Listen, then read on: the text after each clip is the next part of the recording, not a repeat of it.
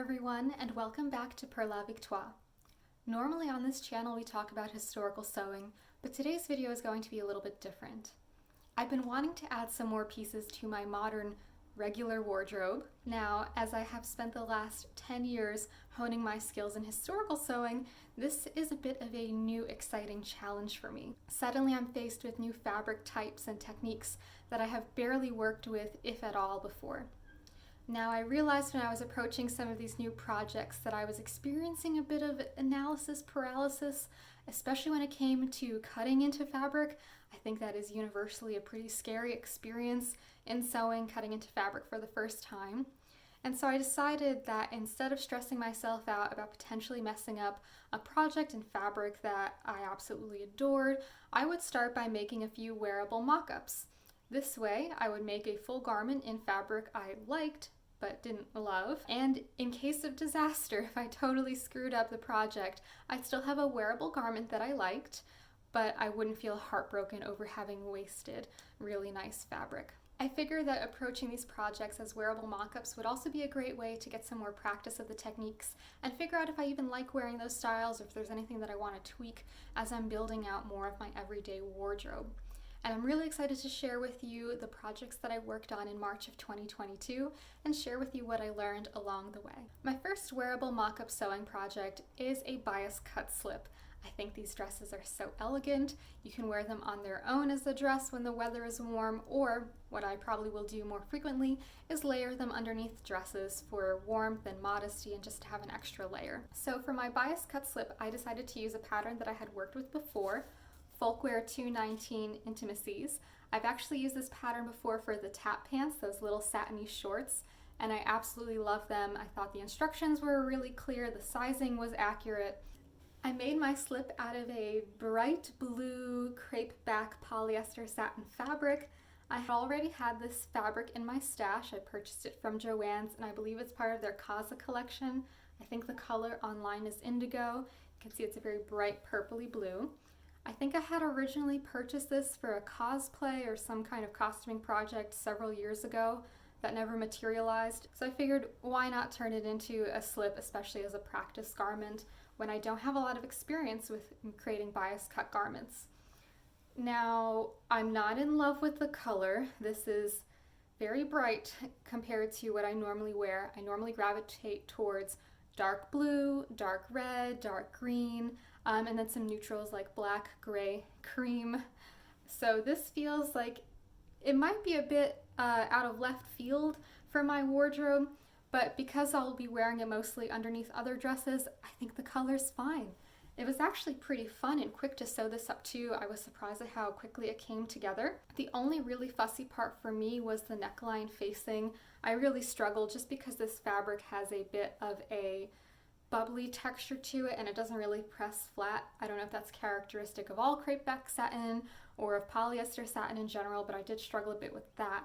And I think next time if I were to use this pattern again, instead of a facing, I would probably try to use some vintage rayon seam binding to finish off that edge. For this slip dress, I think I also made the straps a little bit too short, so the pattern has you create a long strap, try on the slip, and then adjust the length of the straps. Great technique, but I think in trying to get the neckline to fit right on me, I just made the straps a little bit too short, and so it's kind of pulling in some areas. I think another issue is that there's just a little bit of excess fullness along the bust or kind of underneath the arm. If I were making this project again, I would take a dart underneath the shoulder and then pivot that to be a bust dart just to redistribute some of that fullness. One mistake I realized that I made is even though I cut out all the pieces on the bias, I don't think I cut them in the same direction. It looks like the sheen is a little bit different on the bust area. Oops! Once again, this is going to be worn underneath my clothes, or maybe I'll just wear it as a dress with a belt and a little sweater or jacket, so I don't think anyone is going to notice, and frankly, I don't care. This project came together in just a matter of 3 or 4 evenings of working on it. It's got French seams, it's got a hand-sewn hem, the hand-sewn facing, so that was a pretty quick turnaround for a bias cut garment. This was a great practice project, and I'm pretty happy with how it turned out. My next project was actually finishing up an unfinished project. So as I was looking through my fabric bins for supplies, I came across this pile of purple cotton kind of balled up at the bottom of a box, and I realized it was a dress that I had started about 10 years ago when I had first started sewing, and I had gotten pretty close to finishing the dress. I had done a lot of work on it, but the steps to complete the dress just kind of defeated me at the time. They felt way beyond my skill level, and I remember being really frustrated, shoving it at the bottom of the box and forgetting about it until now. And I realized that the steps to complete the dress were pretty small, so I just finished it. I finished a 10-year-old UFO. So here is the finished dress. It's a cute little shirt dress in purple poly cotton. I believe I got the fabric at Walmart. Again, this was 10 years ago. This is probably one of my first sewing projects ever at the time, and those are the resources and materials that I had available to me. The dress is made from McCalls 6503, and it's VUD down here with a curved waistband, a pleated above knee length skirt, short sleeves, and a little collar placket situation at the front. I think this pattern is super cute. The pattern art isn't particularly inspiring, but I think these two dresses down here, they have a lot of potential, these designs. So when I pulled this dress out of the bin, the only things that needed to be completed were attaching the skirt to the waistband, putting in the side zipper, sewing the hem and the sleeve hem, and adding buttons. I still haven't decided exactly what buttons I want to use to close this up. I was thinking maybe these black dome buttons would be nice. Let me know in the comments down below what buttons you would put on this little purple shirt dress. One major alteration I did to this pattern is I changed the bust gathers into honeycomb smockings. This is when I had just discovered honeycomb smocking in the historical sewing world, and I wanted to apply it to a modern project. It's probably not the best smocking I've ever done. This was probably the first time I tried it, I think.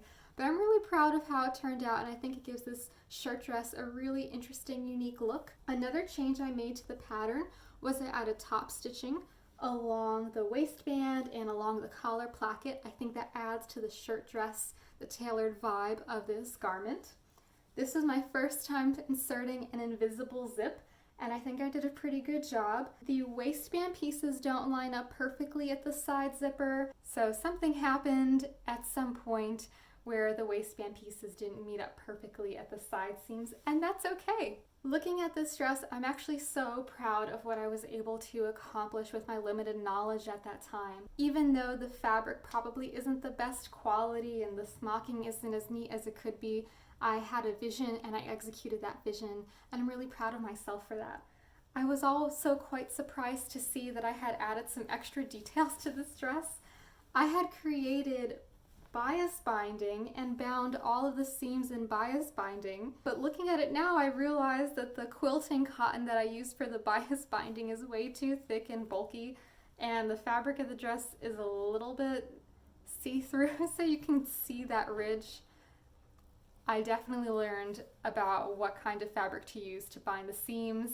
Now I would probably use some vintage rayon seam binding. I didn't even know that existed when I worked on this, but I am proud of myself for trying out so many new techniques on this dress, and I'm proud of myself for taking it out of the bin of shame and finishing it. Now I have a cute little dress, perfect I think for spring, fall, and summer. Let me know what you think down below of the adjustments that I made to this pattern. As the weather has gotten warmer, I've been thinking more about what items I can make to add to my spring and summer wardrobe, and one of those items that I really want is a pinafore dress. A lot of the pinafore dresses that I've seen online, they have an open back situation, kind of like an apron, which definitely won't work for me as I need clothes that can transition from weekend to the office. So I really wanted a dress that had a simple bodice, straps, and a flared skirt. And New Look 0537 was perfect for this. I mean, look at the line art on this blue dress for view C.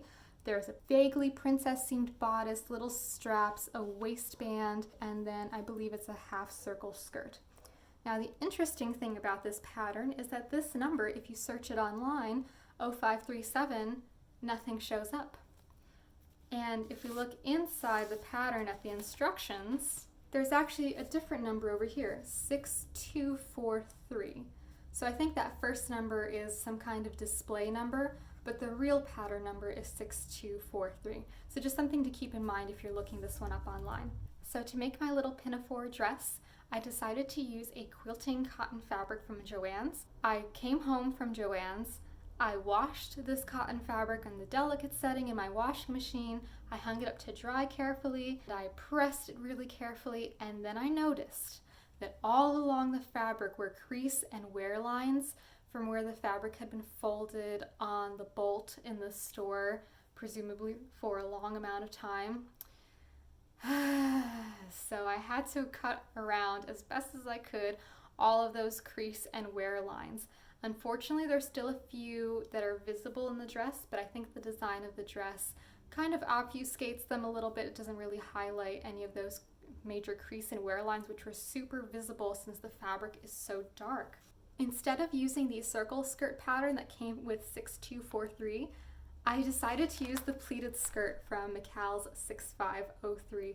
I just love that pleated skirt so much. It fits my body perfectly. I don't need to make any adjustments in the length or the hem. And I also felt like the straighter lines in the pleated design would suit the striped fabric a little bit better. Another alteration that I made to this dress design was that I added pockets in the skirts. I actually used the Laughing Moon 114 dress pattern for the pockets. This is actually an 1840s dress pattern. I'll include a link to a video where I use that pattern to make a Victorian dress. It was the only pattern I knew of in my stash that had nice, generous pockets, so it was a lot of fun to incorporate that Victorian touch into my modern projects. These pockets are so roomy and practical. I've got one on each side, and I just created the pockets in the same fabric as the dress so that they could be nicely concealed when I was wearing the dress. So normally in patterns, I cut a size 10 or 12. With this pattern, I actually had to cut the smallest size, which was an 8. And when I put the bodice of the dress on, it slid right off of my body. It was too big all around, the straps were too long, the princess seams weren't aligned with my bust. The pattern pieces do say that this bodice has 4 inches of ease in the finished bodice, but I guess I was mostly surprised to find out that they weren't lying about those 4 inches of ease. It really was just too big all around, even though I cut 2 sizes smaller than I normally do. I had to shorten the straps. I had to take a little bit of width out of the center back seam, and I also had to add an emergency center front seam just to take in some width there so that the princess seams fell where they needed to fall on my body. This pattern calls for a lined bodice. I had some cheap black polyester something fabric in my stash. I think it was even in the same bin that unfinished project was in, and it was perfect for lining this dress. I think I did a pretty good job on that lining. The pattern doesn't have you line the waistband of the dress, but this bodice has a lot of seams and there's interfacing on the waistband, and what's the point of lining the bodice and then leaving the waistband with all those exposed seams and edges and the interfacing?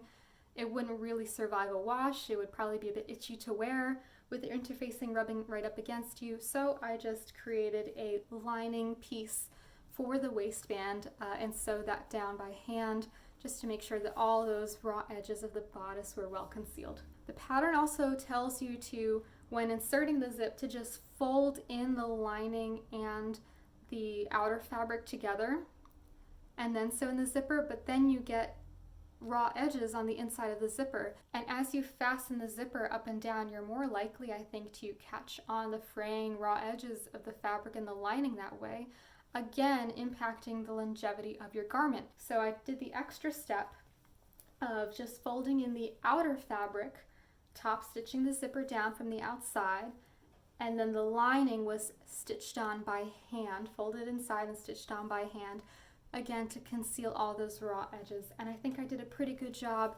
The finishing looks great. It almost looks like a ready-to-wear dress.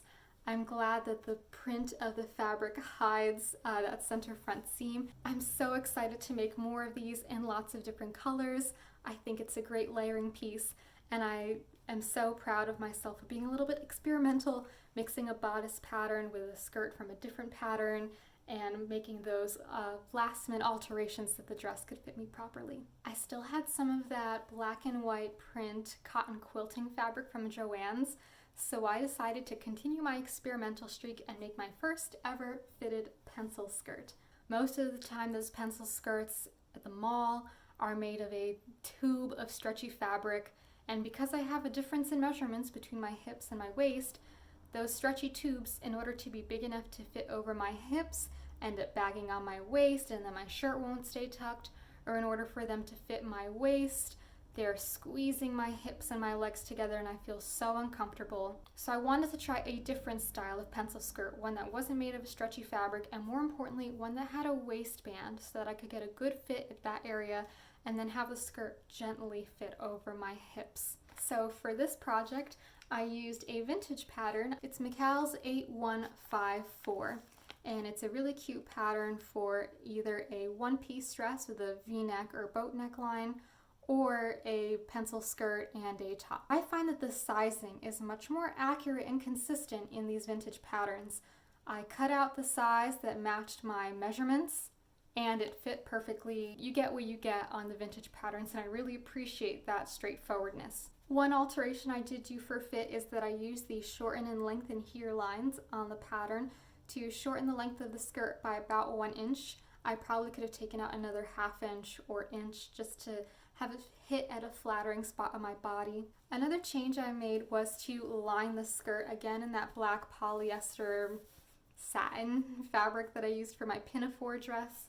I figured, why not use this fabric? I'm not doing anything else with it, and I will improve how the skirt feels against my body and wears in the long run by just concealing all of those seams. Again, I use the same technique that I used with my Pinafore dress for attaching the zipper, where I folded in the outer fabric, I top stitched the zipper in place, and then I hand sew the lining along the zipper tape on the inside. I think that's a pretty easy method. This only took me a few days of work as well. Pretty quick project. I was also pretty happy that I was able to use a repurposed zipper for this skirt. I believe I took the zipper off of a pair of pants that had developed lots of holes where pants shouldn't have holes. I saved that metal zipper, and I think it looks pretty good alongside this modern textile. And I think this design is a great way to take a classic wardrobe piece and make it a little bit different. Because I lined the skirt, I had the added challenge of sewing a skirt back vent with a lining. This is a pretty mind-boggling experience for me, but I'll link to the tutorial that I used down below. I found that tutorial really helpful, and it walked me through all the steps very patiently so that I could create a nicely finished skirt back vent down here. Now the skirt still isn't hemmed because I'm trying to figure out what is a good hem length. Since it is still a little bit too long for me, I might end up folding up 2½ inches just so that it hits at the right spot on my body, to be determined. So I'm excited to incorporate this piece into some of my future outfits and further experiment with how I can style it to best fit me. There were 2 things I really loved about this wearable mock-up experiment. One was the opportunity to use up supplies that I already had or finish projects I already had. And 2 was how quick these projects could be completed. I'm so used to, with my historical sewing projects, them taking weeks, if not months, from ideation to completion. With these projects, it was so interesting because I could think, I want a pinafore dress, and a week later I had a pinafore dress that was fully wearable. So that was really rewarding and fun. Thank you again so much for joining me today. Let me know down below which is your favorite of the 4 looks that I completed in March 2022.